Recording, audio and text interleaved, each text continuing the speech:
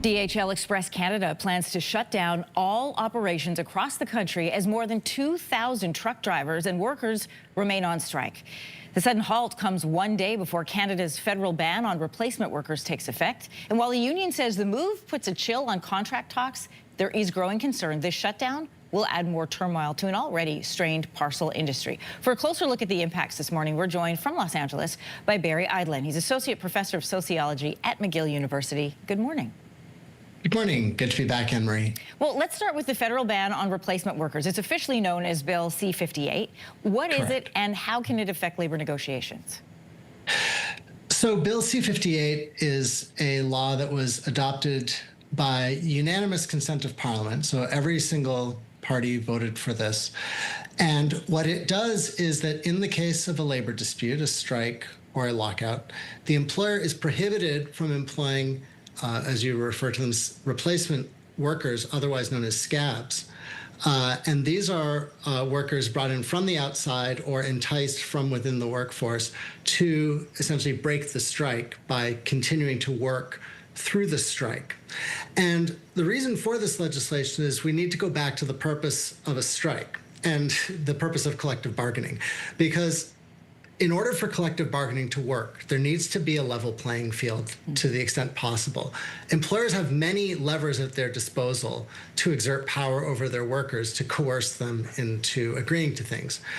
Workers have essentially one lever backing them up, which is the power to withhold their labor or to go on strike.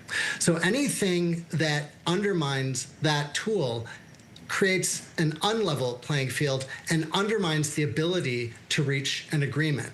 And this has been the history of strikes that has led the government, which is why it had such unanimous consent, because people understood, even those who aren't necessarily the most pro-labor, the importance of having that level playing field for a healthy collective bargaining regime. Right. In order for fair negotiations to take place, there has to be, as you point out, leverage on both sides.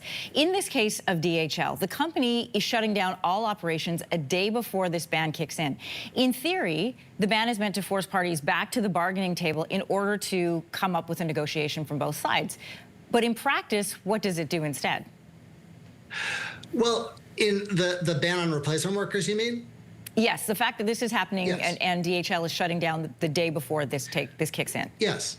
So it seems to me that this is sort of a play by DHL to essentially blame the labor dispute on legislation rather than on its own choices at the bargaining table. We need to remember here that there is an option available to DHL management, which is to actually come to the table and reach an agreement. And I think there's some convenient timing here where the legislation is coming into effect tomorrow, which gives them something to point to that says, oh, well, this is going to prevent us from offering service to our clients, when the reality is that they could reach an agreement with their workers that allows them to continue operations. Canada's parcel industry is already dealing with this backlog because of the Canada Post strike, and DHL was a third party that is sometimes used by Canada Post. They have more than 50,000 customers. You know, some of the biggest online ordering companies that you order from, like Lululemon and Shein. So without replacement workers, how is this going to affect businesses that rely on these deliveries and ultimately customers?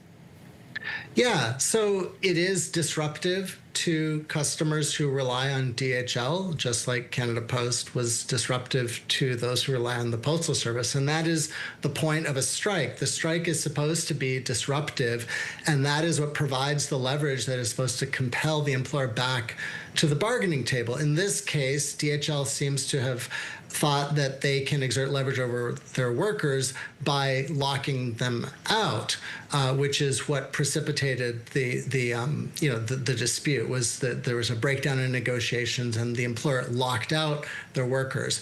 So to the extent that there is disruption happening at this point, the responsibility lies on management side because this is a lockout. And so the solution here is to lift the lockout and actually come back to the table and negotiate an agreement with the workers. Barry, this is why we appreciate you having you on the show, because you take apart the statements and tell us what's actually going on underneath the publications. I want to bring in FETCO, which is the Association for Federally Regulated Employers. So that's the association that works on behalf of the companies, has asked the federal government to reconsider this law. And in a submission to the Senate Standing Committee on Social Affairs, Science and Technology, this is what they had to say.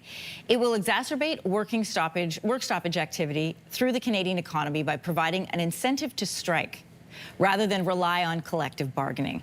So what does the evidence suggest when it comes to the overall efficiency of this kind of legislation, basically the anti-scab legislation as it's commonly known?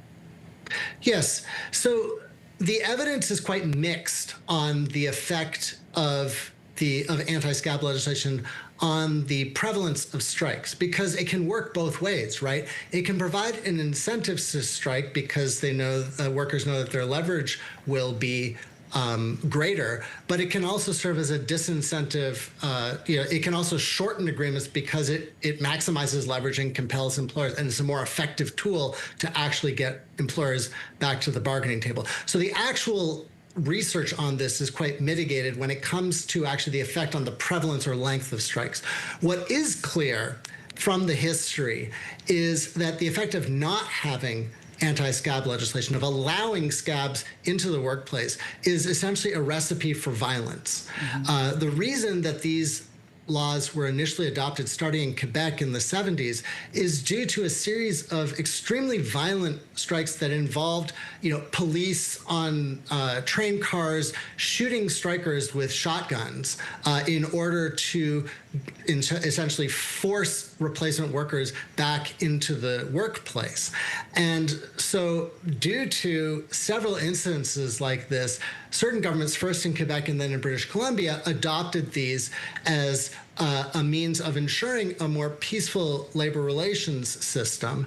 And that is the theory that underlies the Bill C58. We haven't had these kinds of dramatic, violent scenes like we did in the 70s, but that threat underlies whenever you add scabs to the mix, that possibility of violence dramatically increases. And that's why these laws have broad support, even among those who might not be the biggest fans of unions.